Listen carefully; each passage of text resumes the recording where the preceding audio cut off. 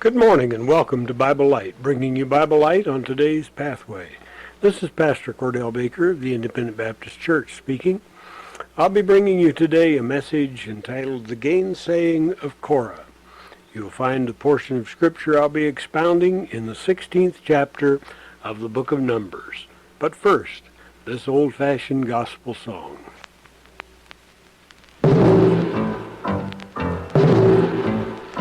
I am on the battlefield for my Lord, Lord. I am on the battlefield for my Lord. And I promised him that I would serve him till I die. I'm on the battlefield for my Lord. I was alone and idle, I was a sinner too. I heard a voice from heaven say there is work to do. I took the Master's hand and joined the Christian band. I am on the battlefield for my Lord. I am on the battlefield for my Lord, Lord, Lord. I am on the battlefield for my Lord.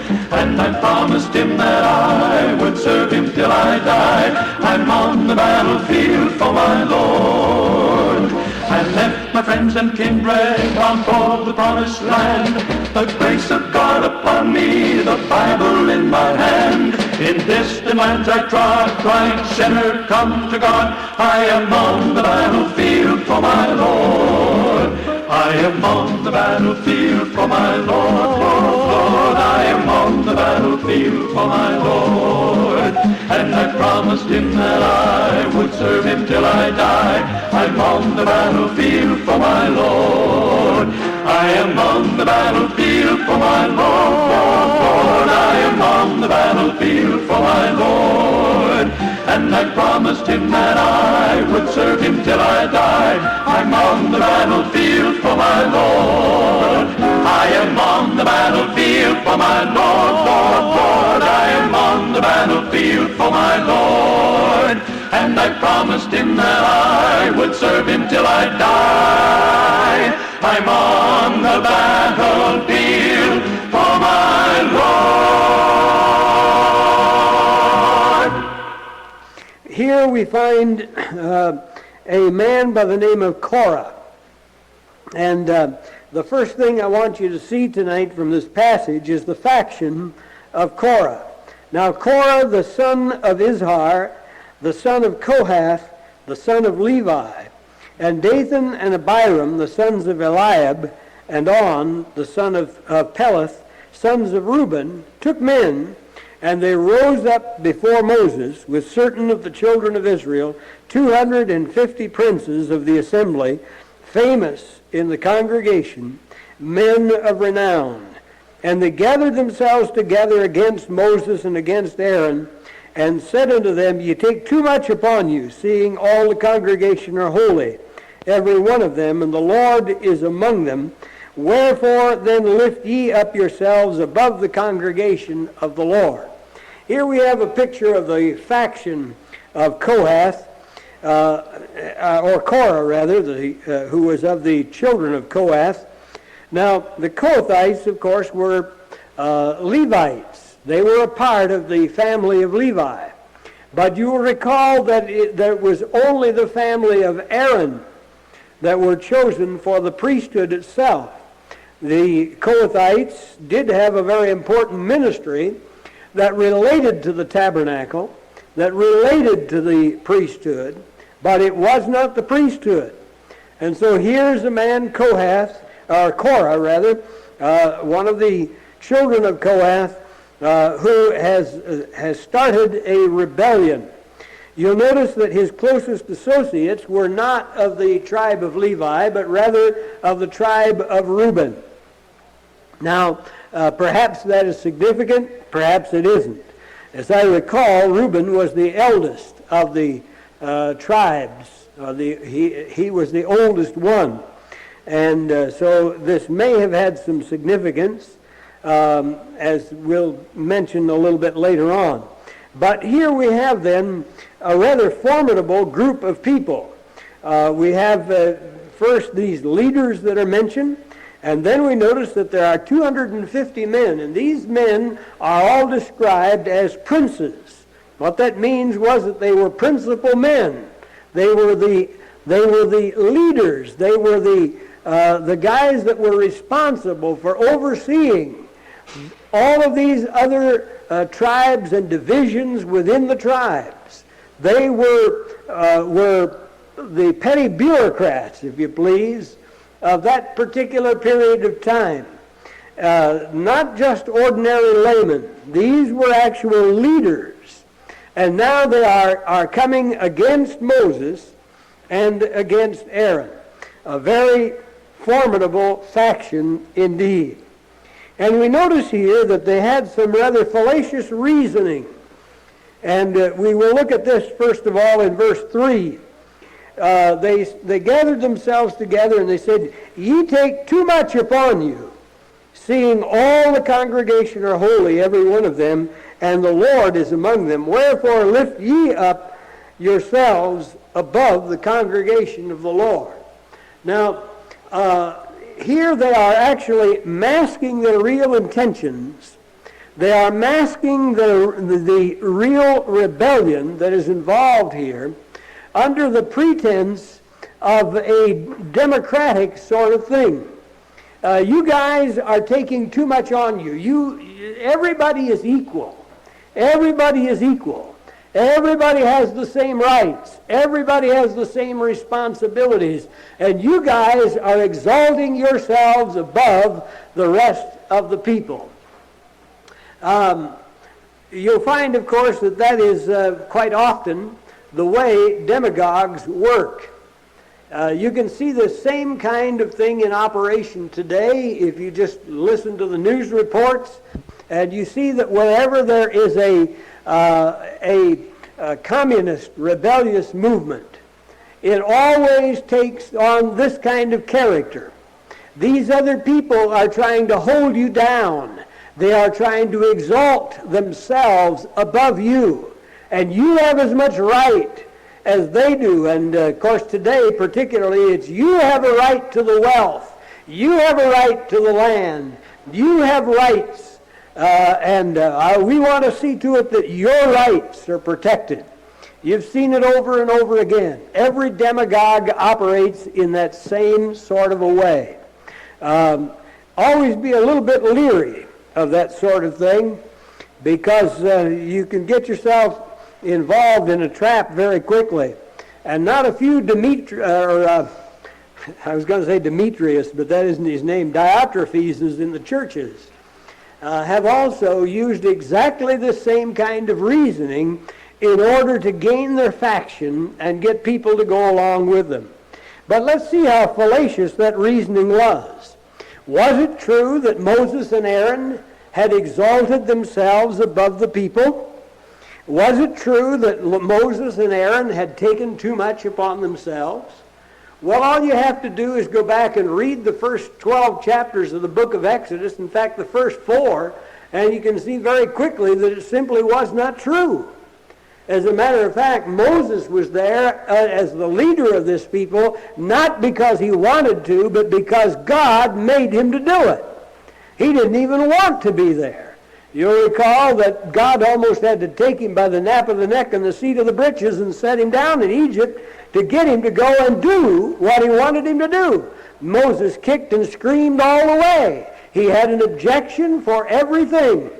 He did not want to be there.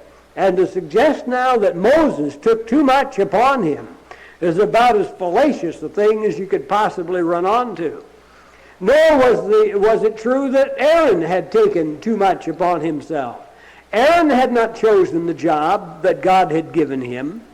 God had chosen him and had put him in that position and had given him the responsibilities he had, and it had absolutely nothing to do with Aaron's desires to exalt himself above the rest of the people. Now, these reasonings then of Korah were entirely fallacious. Of course, what was going on here was that Korah himself, quite obviously, wanted himself to be put in the place of high leadership. And the only way he could do that was to bring Moses and Aaron down. And so he reasons in this rather fallacious manner. it's rather interesting that when Moses answered him later on, he quite correctly turned the whole thing around and he said, "You take too much on yourself." And Moses was absolutely right. Moses was absolutely right on that. And so here we have then the faction of Korah, his rebellious group of people, including better than 250 people, and their reasoning is that Moses and Aaron have usurped authority over the people. It's time to bring that authority back into the hands of the common people. Now, I suppose that Korah had a little bit of historical basis that he could draw on, although it was obviously perverted, which would have been very useful to him in trying to put across this coup of his to get rid of Moses and Aaron. For you will recall that there were, in olden times, there were priestly functions that were performed by the fathers of the household. And incidentally, in Bible times, that did not mean the nuclear family as you and I know it today. It was rather what we would call the extended family, that might have included what we today would involve several families. The patriarch, or the father of a given household, as it was often called in the Bible, would have included not just a man and his wife and his children, but it would include a man, his wife, and his children, and his grandchildren, and if he had great-grandchildren, and all of them as well, of course, as all of their servants that they may have had too. And it was true that in olden times the fathers had certain priestly functions. You can see that quite plainly as you read the book of Job, and you find that Job exercised just exactly such a position as that. And yet that was only a part of the story. For the fact of the matter is that priesthood, in the sense of an office, was unknown to the children of Israel until God called Aaron. And God placed the priesthood in the family of Aaron and in the family of Aaron alone. So that his reasoning here was rather twisted, and though it had some elements of truth, it did not deal faithfully with it. So we see then the faction and the fallacious reasoning. Now, as a result of this, we also see that there was a fire of God's wrath that came out upon these people. I'm not going to take the time to read the whole story, but briefly, when Moses confronted them and called for them to come out and to come to him, some of them remained behind in their tents. They refused to come. And we see, of course, that among those we find Dathan and Korah and Dathan and Abiram were those that refused to come up. And so in verses 26 through 30, we find that God is going to do something to show who really was his priest. Notice what Moses said in verse 30, 29 also. If these men die the common death of all men, or if they be visited after the visitation of all men, then the Lord hath not sent me. But if the Lord make a new thing, and the earth open her mouth and swallow them up with all that appertain unto them, and they go down quick into the pit, then ye shall understand that these men hath provoked the Lord. And it came to pass that as he made an end of speaking all these things, all these words, that the ground clave asunder under them, and the earth opened her mouth and swallowed them up, and their houses, and all the men that appertained unto Korah, and their goods. Now, having this take place should have been enough to put the fear of God in the rest of the people. But apparently it didn't completely do it. And so now Moses made commandment that the men who had along with them claimed that they had the rights of priesthood. Each one had made himself a censer Moses said, okay, fill your censers with incense and come up and we'll find out who has been called and who hasn't. And when they came, we read in verse 46, Moses said unto Aaron, wait a minute, that isn't what I'm looking for. Actually, what I'm looking for is in verse 35. And there came out a fire from the Lord and consumed the 250 men that offered incense. And with this, of course, God completely put down the rebellion. Some of them swallowed up by the earth, and the bulk of them, the fire came out from before the Lord and swallowed them. Now, through this whole thing, we find a marvelous picture of the faithfulness of Moses and Aaron. Faithful not only to God, but unto the people. For we find that in spite of the fact that God has in a marvelous way demonstrated who he has called and who he hasn't, yet we still find that there is a murmuring among the people. And we'll notice here in verse 41, on the morrow all the congregation of the children of Israel murmured against Moses and against Aaron, saying, Ye have killed the people of the Lord. And it came to pass, when the congregation was gathered against Moses and against Aaron, that they looked toward the tabernacle of the congregation, and behold, the cloud covered it, and the glory of the Lord appeared. Notice here then that there is still a murmuring. These people are saying, look, you've killed the congregation of the Lord. Now wait a minute. Who's doing the talking here anyway? There must have been a few people still alive, but the people still have not got it through their heads yet.